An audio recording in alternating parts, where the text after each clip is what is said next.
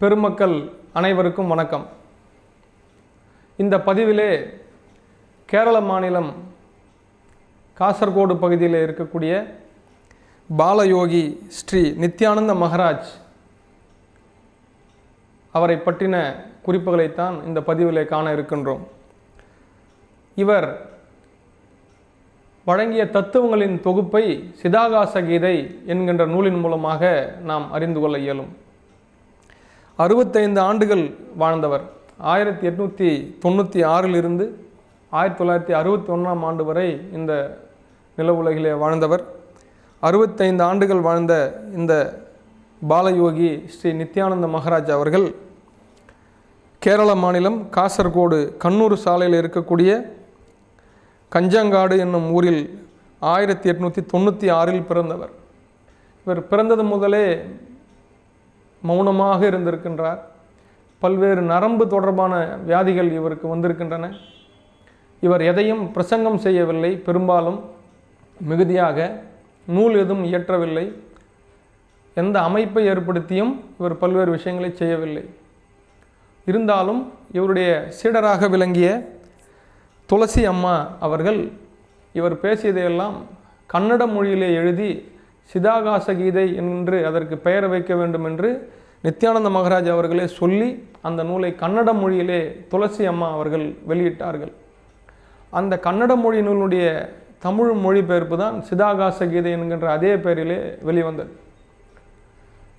இவருடைய ஆசிரமத்திற்கு சென்று அவருடைய ஜீவ சமாதியிலே வழிபட்ட போது அங்கு இவர் அருளியதாக சிதாகாச கீதை என்கின்ற அந்த நூலை நான் கண்டேன். பேராசிரியர் அரங்க ராமலிங்கம் ஐயா அவர்களோடு நான் சென்றிருந்த போது அந்த ஜீவசமாதியை காணுகின்ற வாய்ப்பு கிடைத்தது. அப்போது இவர் இயற்றிய அந்த சிதாகாச கீதை நூல் பல்வேறு ஞான ரகசியங்களை தன்னகத்தை கொண்டிருக்கின்றது. ஒரு அருளாளன், ஒரு ஞானி, ஒரு சித்தர் எப்படியெல்லாம் தம்முடைய வாழ்வை அமைத்து கொண்டிருக்கிறார், எங்கெல்லாம் பயணம் செய்தார், என்ன மாதிரியான அனுபவங்களை பெற்றார், எப்படி அவற்றையெல்லாம் இந்த சமுதாயத்திற்கு பயன்படும்படியாக செய்தார் என்கின்ற அந்த நிலைகளில் இந்த கட்டுரை, இந்த பேச்சு அமைய இருக்கின்றது. அவர் 1896 பிறந்தார். ஈஸ்வர ஐயர் என்கின்ற வழக்கறிஞர் இவரை தத்துப்பிள்ளையாக எடுத்து வளர்க்கின்றார். இவருடைய பெற்றோர் யார் என்று தெரியவில்லை. ஒரு யாருமற்ற ஒரு குழந்தையாக ஒரு பூங்காவுக்கு அருகிலே ஈஸ்வர ஐயர் என்பவர் நம்முடைய நித்யானந்த மகராஜ் அவர்களை கண்டெடுக்கின்றார்கள். அவர்களுடைய வழக்கறிஞர் வீட்டிலே வேலை செய்யக்கூடிய உன்னியம்மாள் என்கின்ற கூலி வேலை செய்யக்கூடிய அந்த பெண்தான் நித்யானந்த மகராஜ் அவர்களை வளர்த்து ஆளாக்குகின்றார்கள். அவருடைய கணவரான சந்து நாயர் இவருக்கு ராமன் குட்டி என்று பெயர் வைத்து வளர்த்து வருகின்றார் இளம் வயதில். அதன் பிறகு இவருக்கு 3 வயதான போது அவருடைய வளர்ப்பு தந்தையான சந்து நாயர் அவர்கள் இறந்து விடுகின்றார். 6 வயதாகும்போது உன்னி அம்மையாரும், அதாவது வளர்ப்பு தாயான உன்னி அம்மையாரும் இறந்து விடுகின்றார். அதன் பிறகு ஈஸ்வர ஐயனுடைய புழக்கடையிலேயே அங்கு ஒரு வீட்டிலேயே அவர் தங்கியிருக்கின்றார். ஈஸ்வர ஐயர் அந்த பகுதியிலே ஒரு வழக்கறிஞர். அவர் வீட்டிலே வேலை செய்பவர்கள் தான் சந்து நாயரும் உன்னி அம்மையாரும். இவர்கள் இருவரும் தான் இவரை வளர்க்கின்றார்கள். அவர்கள் இருவரும் இவருக்கு 3 வயது 6 வயது இருக்கும்போதே அவர்களும் இறந்து விடுகின்றார்கள். பல நாட்களுக்கு பிறகு இவர் ஓரளவுக்கு தெளிவு பெறுகின்றார். ஈஸ்வர ஐயர் வழக்கறிஞர் என்பதால் ஒரு ஆவணத்தை சத்தமாக படித்து கொண்டிருக்கின்றார். அதை வெளியில் இருந்த நித்யானந்த மகராஜ் அவர்கள் செவிமடுக்கின்றார்கள். நீண்ட நாட்களுக்கு பிறகு அந்த ஆவணம் எங்கோ காணாமல் போய்விட்டது. அந்த ஆவணத்தை மிக நெடுநேரமாக தேடுகின்றார் ஈஸ்வர ஐயர். அவருக்கு அது கிடைக்கவில்லை. அந்த ஆவணத்தில் என்ன இருக்கிறது என்று நான் கூறுகிறேன் என்று நித்யானந்த மகராஜ் அவர்கள் அந்த ஆவணத்தில் அவர் படித்ததை, அதாவது ஈஸ்வர ஐயர் ஏற்கனவே படித்ததை இவர் கேட்டார் அல்லவா, அந்த செய்தியை அப்படியே மனப்பாடமாக ஒப்பிக்கின்றார். இதை பார்த்து வியப்படைந்த ஈஸ்வர ஐயர் இவருடைய சிறப்பை உணர்ந்து அவரை தன்னோடு வைத்துக் கொள்கின்றார். ஈஸ்வர ஐயர் காசிக்கு செல்லும் போது அவரையும் உடன் அழைத்து செல்லுகின்றார். காசியினுடைய ரம்யத்தையும், உலகத்தினுடைய ஆஞ்ஞா சக்கரமாக விளங்குகின்றதல்லவா காசி, இப்போது பிரம்மாண்டமாக அந்த கோயிலை மாற்றியிருக்கின்றார்கள். புதிய கட்டமைப்புகளை வைத்து காசிக்கு நேரையாக கங்கை நதிக்கு செல்லக்கூடிய அளவில் பிரம்மாண்டமாக அந்த வீதியை விரிவடைய செய்து புதுப்பித்திருக்கின்றார்கள் இப்போது. அப்பேற்பட்ட அந்த காசியை அவர் தரிசித்த பிறகு அங்கிருந்து வர மறுத்து விடுகின்றார். ஈஸ்வராயனுடைய அனுமதியோடு அவர் காசியிலேயே இருக்கின்றார். அங்கிருந்து அவர் கேதார்நாத்திற்கும் பத்ரிநாத்திற்கும் செல்கின்றார். இப்படி பல்வேறு ஆன்மீக தலங்களுக்கு அவர் பயணம் செய்து தன்னிச்சையாக பல்வேறு இடங்களில் இருந்து தியானம் செய்து பல்வேறு ஞான ரகசியங்களை அவர் பெற்றுக்கொண்டிருக்கின்றார். பல்வேறு இடங்களில் இருக்கக்கூடிய குகைகளிலே அவர் தியானம் செய்ததாக அதன் பிறகு அவருடைய சீடர்களாக இருந்தவர்கள் குறிப்பிடுகின்றார்கள்.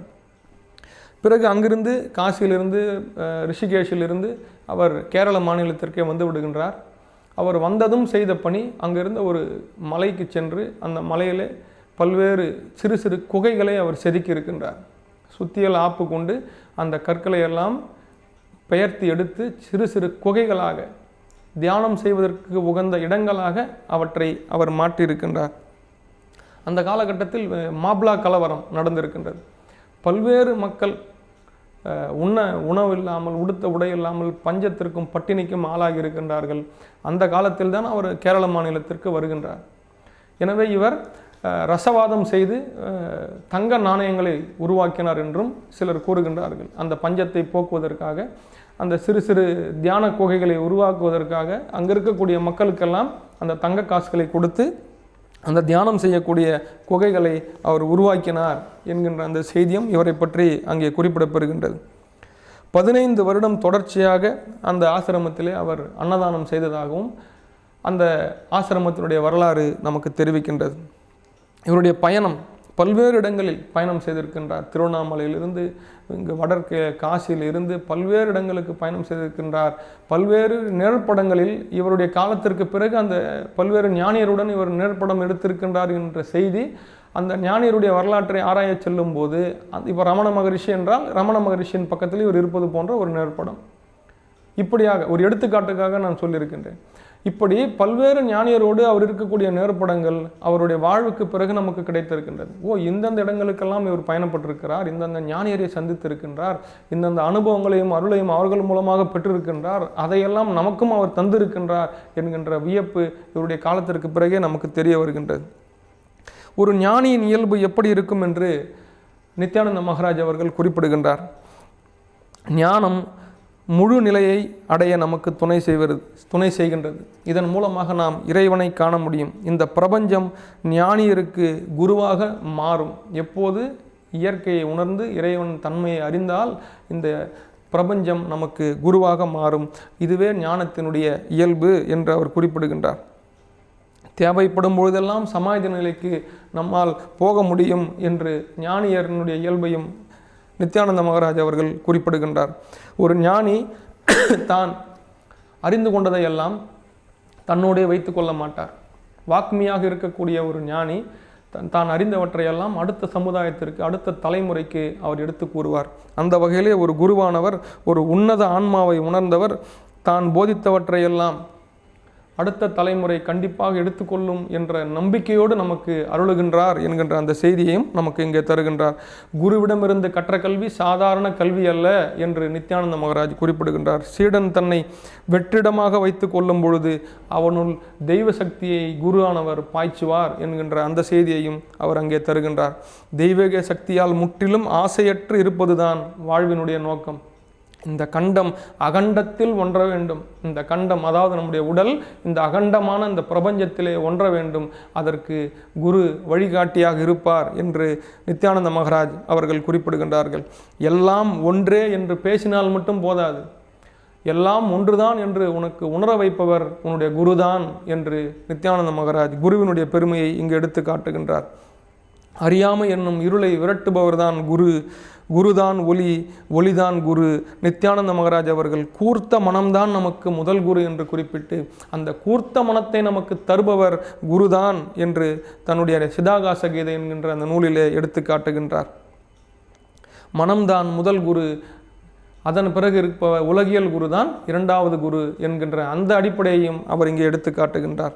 மனம் என்றால் என்ன என்று நித்யானந்த மகாராஜ் கூற வரும்போது, மனம் என்பது சுவாசம்தான். உன்னுடைய சுவாசம் எப்படி இருக்கின்றதோ அப்படி தான் உன்னுடைய மனம் இருக்கும். சுவாசம் அலைபாய்ந்தால் உன் மனமும் அலைபாயும் என்கின்ற அந்த கருத்தை நித்யானந்த மகராஜ் எடுத்து காட்டுகின்றார். மனம்தான் நல்லது கெட்டது ஆகிய எண்ணங்களை தோற்றுவிக்கிறது.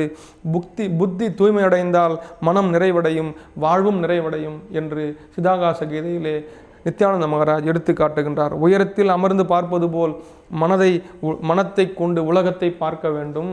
மிக உயரத்தில் அமர்ந்து கொண்டு பார்த்தால் பல்வேறு காட்சிகள் எப்படி நம்முடைய கண்ணுக்கு தெரிகின்றதோ அதுபோல்தான் மனதையும் உயர்ந்த நிலையில் வைத்துக்கொண்டு இந்த உலகத்தை பார்க்க வேண்டும் என்று மனதை பற்றிய அறிவாக அவர் நமக்கு போதிக்கின்றார். மனத்தின் சலத்தன்மையை விவேக புத்தியால் நாம் ஆள வேண்டும் என்ற கருத்தையும் அவர் குறிப்பிடுகின்றார். மனம் தூய்மையாகும் போதுதான் அது ஆன்மாவாக ஆகின்றது.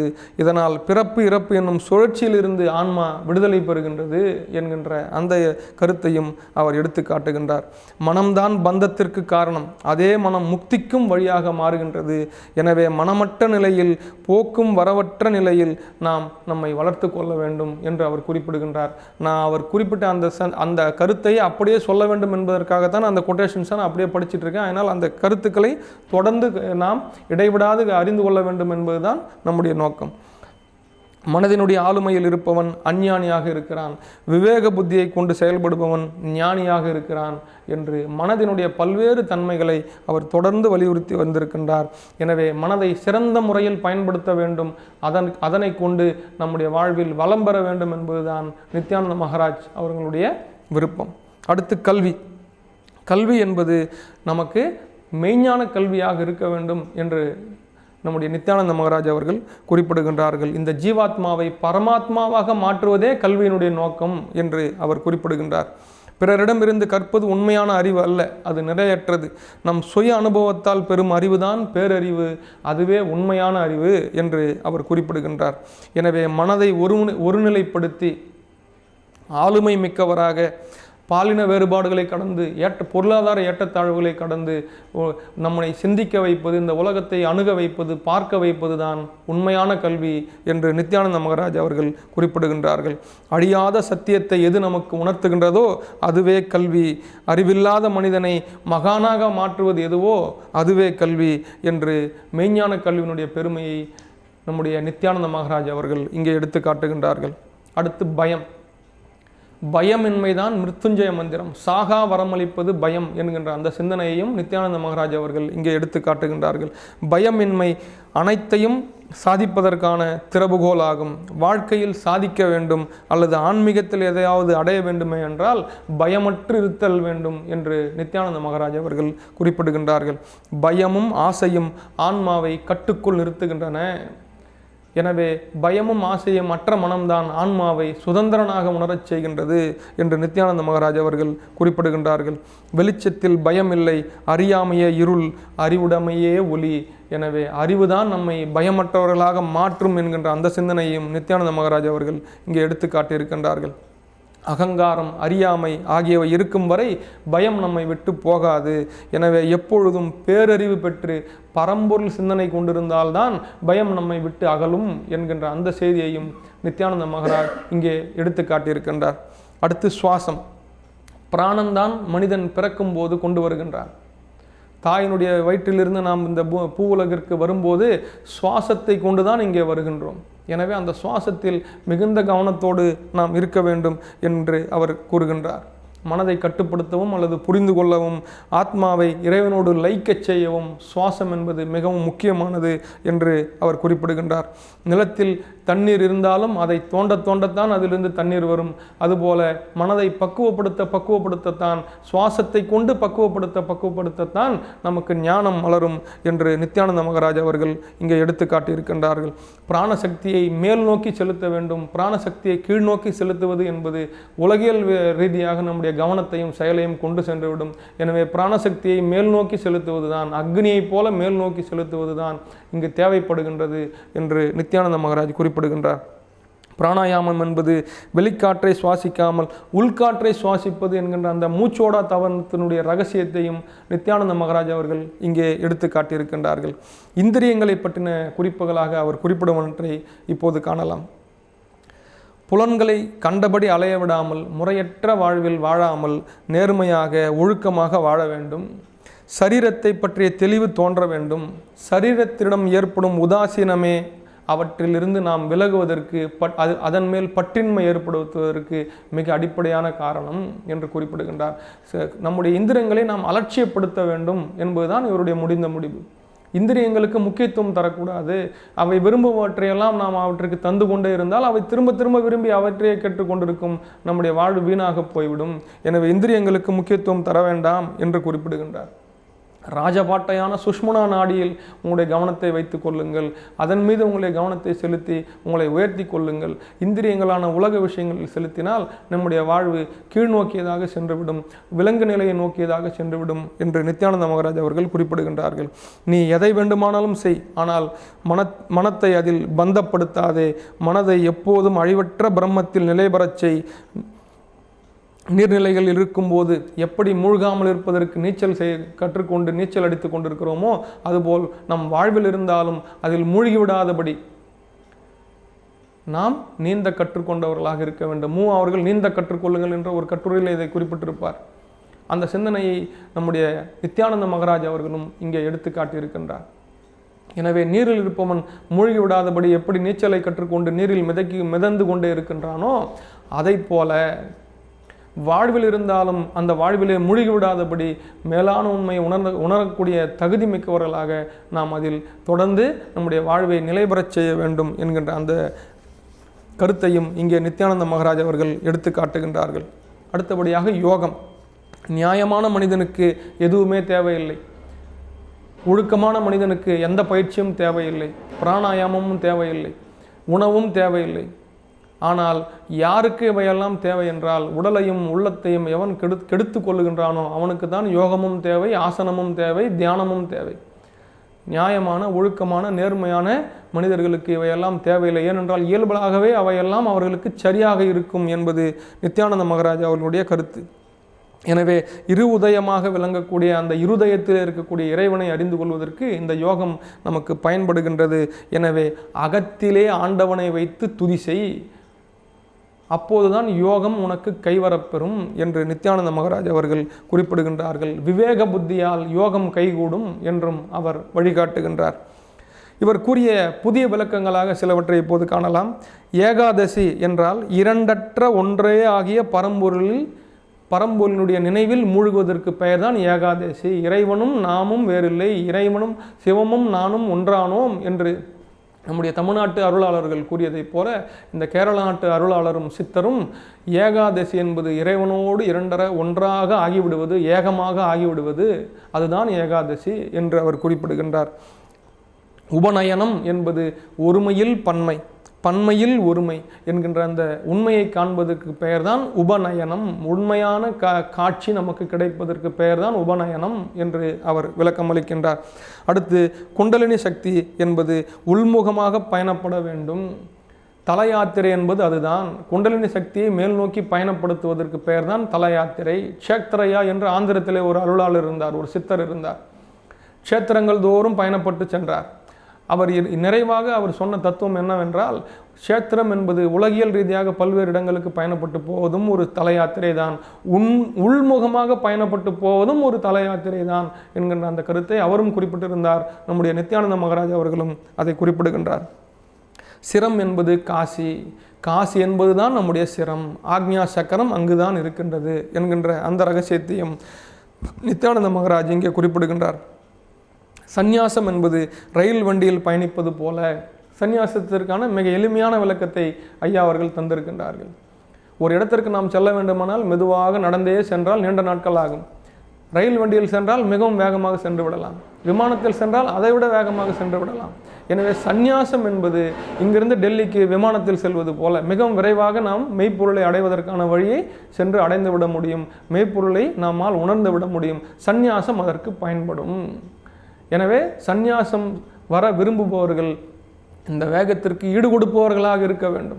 ஆர்வ கோளாறாக நாம் அங்கு சென்று மாட்டிக்கொண்டு விட்டால் அங்கு பல்வேறு கலவரங்கள் நம்மால் நிகழ்ந்துவிடும். எனவே இந்த வேகத்திற்கு ஈடு கொடுக்க நம்மால் முடியும் என்றால் மட்டுமே சந்நியாசம் என்கின்ற அந்த நிலைக்கு நாம் இட்டு செல்ல வேண்டும். அடுத்தபடியாக குகையில் வாழ்வது என்பதன் பொருள் மனதை வெளிநோக்கி செலுத்தாமல் உள்முகமான சிந்தனை கொண்டவர்களாக மாற்றக்கூடியது தான் குகை. உள்ள குகை. அதனால்தான் அருளாளர்களும் ஞானிகளும் குகையில் சென்று தவம் செய்தார்கள். வெளிப்புறமாக கவனத்தை செலுத்தாமல் எப்படி பாறை குடைந்து குடைந்த குகையாக இருக்கின்றதோ, உள்முகமாக பாறையை குடைந்து ஒரு இடத்தை ஏற்படுத்தி இருக்கின்றார்களோ, அதுபோல நம்மை குடைந்து குடைந்து உள் சென்று அந்த குகைக்குள் இருக்கக்கூடிய குகனை காணக்கூடிய ஒரு வழிபாட்டு நிலையை நாம் ஏற்படுத்தி கொள்வதற்கு பெயர்தான் குகை வழிபாடு, குகை தியானம் என்று நித்யானந்த மகாராஜ் அவர்கள் குறிப்பிடுகின்றார்கள். முக்தி நிலை குறித்து இவர் கூறுகின்ற செய்திகளை இனி காணலாம். தெய்வானந்தம் என்பதை அனுபவிக்கத்தான் முடியும், அதை ஆராய்ச்சி செய்யக்கூடாது. ஒவ்வொருவரும் தம் எண்ணத்திற்கு ஏற்ப அந்த தெய்வ அனுபவத்தை அடைகின்றார்கள், உணர்கின்றார்கள். இந்த அழிவற்ற ஆன்மா கூறிய பகுத்தறிவுக்கு சொந்தமானது. எனவே அந்த பகுத்தறிவின் துணை கொண்டு அவற்றை நுகர வேண்டும். அந்த நுகர்வதற்கு நம்பிக்கை என்பது மிக மிக அதிகமாக நமக்கு தேவை. நம்பிக்கைக்கு மிஞ்சிய தெய்வம் முக்தி நிலை வேறு எதுவுமே இல்லை என்று நித்யானந்த மகாராஜ் அவர்கள் குறிப்பிடுகின்றார்கள். உண்மை என்பது நமக்கு வெளியில் இல்லை, முக்தி என்பதும் நமக்கு வெளியில் இல்லை, நம் உள்ளிருந்தே நமக்கு அது கிடைக்கின்றது. எனவே இந்த சூட்சும அறிவை பயன்படுத்தி விடுதலைக்கான வழியை நீங்கள் அனைவரும் பெற்றுக்கொள்ள வேண்டும் என்று நித்யானந்த மகாராஜ் அவர்கள் குறிப்பிடுகின்றார். சூட்சும அறிவின் துணையாலே ஆன்மாவை நெருங்க இயலும். நம்முடைய தலையின் உச்சியில் இருக்கக்கூடிய சகசிராரத்தில் 1000 இதழ் தாமரையை அதன் மூலம் நாம் மலரச் செய்ய வேண்டும். அதுதான் முக்தி நிலை என்று அவர் குறிப்பிடுகின்றார்கள். மூலாதாரத்திலிருந்து குண்டலினிக்கு சகசிராரத்தை அடையும் போது மகோன்னதனமான அந்த ஆனந்தம் ஏற்படுகின்றது. அதுவே ஆத்மலிங்கம். அந்த ஆத்மலிங்கம் என்பது நம்முடைய சிரசில் தான் உள்ளது. இது ஏடுகளிலிருந்து அறியப்படுவதில்லை. சுய அனுபவத்தின் மூலமாக முக்தி நிலை நாம் எய்த முடியும் என்று நித்யானந்த மகாராஜ் அவர்கள் குறிப்பிடுகின்றார்கள். அவருடைய வார்த்தைகளாயே நாம் அதை சொல்ல வேண்டும் என்பதற்காகத்தான் அதை அப்படியே நான் படித்து காட்டுகின்றேன். அடுத்தபடியாக அவருடைய சமாதி நிலை. அவர் சமாதி என்பதை குறித்து அவர் கூறிய கருத்து என்னவென்றால், சமாதி என்பது கடவுளிடம் ஒன்றும் நிலை, எல்லா துவைதங்களும் மறையும் நிலைதான் சமாதி என்று அவர் குறிப்பிடுகின்றார். துவைதம் என்றால் 2, ஏதும் இல்லாத எல்லாம் ஒன்றான அந்த நிலைக்கு பெயர்தான் சமாதி. அனைத்திலும் ஆண்டவனை காண்பதற்கு பெயர்தான் சமாதி என்று அவர் குறிப்பிடுகின்றார். 1961ஆம் ஆண்டு நம்முடைய நித்யானந்த மகாராஜ் அவர்கள் கணேசபுரி என்கின்ற அந்த இடத்திலே சமாதியாகி இருக்கின்றார். அது இன்று பெரும் ஆசிரமமாக இருக்கின்றது. பல்வேறு நூல்கள் அங்கே அச்சடித்து விற்பனைக்கும் இருக்கின்றது. பல்வேறு நபர்கள் அங்கு சென்று அந்த இடத்தையும் அந்த சமாதியையும் சென்று தரிசித்து நித்யானந்த மகாராஜ் அவர்களுடைய ஆசீர்வாதத்தையும் அருளையும் பெற்றுக்கொண்டு வந்து கொண்டிருக்கிறார்கள். நித்யானந்த மகாராஜ் அவர்கள் தூய அத்வைதம், இரண்டுமற்ற ஏகமான தன்மையை உணர்ந்த மிகச்சிறந்த அருளாளர். கேரள மாநிலத்தைச் சேர்ந்தவர். மத சடங்குகள், பூஜைகள் இவற்றிலிருந்தெல்லாம் விடுபட்டு வேண்டிய தேவையான சம்பிரதாயங்களை மட்டுமே பின்பற்றி இறைவன் எங்கிருக்கிறான் என்று கேட்டபோது, இதோ இறைவனிடம் கேள்வி கேட்டு கொண்டிருக்கிறான் என்று, எங்கு அறிவு இருக்கிறதோ, எங்கு அறிவு உசுப்பி விடப்படுகின்றதோ, எங்கு அறிவு மேல் நோக்கி செல்லுகின்றதோ, எங்கு அறிவு விசாலம் அடைகின்றதோ அங்குதான் இறைவன் இருக்கின்றான் என்கின்ற அந்த உயர்ந்த நிலையை இந்த உலகத்திற்கு காட்டியவர்தான் நித்யானந்த மகாராஜ் அவர்கள். அந்த நித்யானந்த மகாராஜ் வாழ்ந்த அந்த இடத்திலே, அவர் சமாதியாக இருக்கக்கூடிய அந்த இடத்திலே மிகப்பெரிய கல்வி அமைப்புகள் இன்று செயல்பாட்டில் இருக்கின்றன. மிக புன்னகைத்த ஒரு முகத்தோடு இவருடைய வெண்கல சிலை அந்த ஆசிரமத்தில் இருக்கின்றது. சென்று கண்டேன். அவருடைய அருளையும் நான் பெற்றுக்கொண்டு வந்தேன். ஏனென்று சொன்னால் அந்த அளவிற்கு மிக அழகாக ரம்மியமாக அந்த ஆசிரமும், அங்கே இருக்கக்கூடிய சிலைகளும், அங்கே இருக்கக்கூடிய நூல்களும், அங்கே இருக்கக்கூடிய மனிதர்களும் பல்வேறு நிலைகளில் நமக்கு பல்வேறு அனுபவங்களை நாம் அளிக்கக்கூடியவர்களாக இருந்தார்கள். நிறைவாக லௌகீக மக்களிடையே நடமாடும் ஒரு சாதுவிற்குத்தான் அமைதியும் பொறுமையும் மிக மிக தேவை என்பதை நித்யானந்த மகாராஜ் அவர்கள் தொடர்ந்து வலியுறுத்தி வந்தார்கள். இதை ஸ்ரீ நித்யானந்த மகாராஜ் அவர்களுடைய வாழ்வு நமக்கு உணர்த்துகின்றது. அதாவது ஆன்மீக நிலையில் இருப்பவர்கள் உலகியல் மக்களோடு சேர்ந்து வாழும்போது மிகவும் பொறுமையாகவும் மிகவும் அமைதியாகவும் இருக்க வேண்டும் என்கின்ற அந்த நிலையை நித்யானந்த மகாராஜ் அவர்கள் மிக நுட்பமாக இங்கே எடுத்து காட்டியிருக்கின்றார்கள். அமைதியின் இருப்பிடமாக, அறிவினுடைய உச்சமாக விளங்கிய நித்யானந்த மகாராஜ் அவர்கள் மோன நிலையை நமக்கு எடுத்து காட்டி சென்றிருக்கின்றார்கள். அவருடைய அந்த போதனைகளை நமக்கு வழிகாட்டி கொண்டிருக்கின்றன. அவர் இறுதியாக சொல்றது வேதத்தினுடைய இறுதி மொழி சாந்தி, சாந்தி, சாந்தி. எனவே அமைதி அடைவோம். நித்யானந்த மகாராஜனுடைய அருளாசியை பெற்று நாமும் நித்திய ஆனந்தத்தையும் அடைவோம். மகிழ்வோம். நித்யானந்தருடைய வரலாறு, அவர் பிறப்பு, அவருடைய வாழ்வு, அவருடைய சமாதி, அவருடைய வாக்கு, இவை எல்லாம் நம்மை நித்திய ஆனந்தத்திற்கு இட்டுச் செல்ல வேண்டும் என்று விரும்பி வேண்டி கேட்டுக்கொண்டு விடைபடுகின்றேன். நன்றி, வணக்கம்.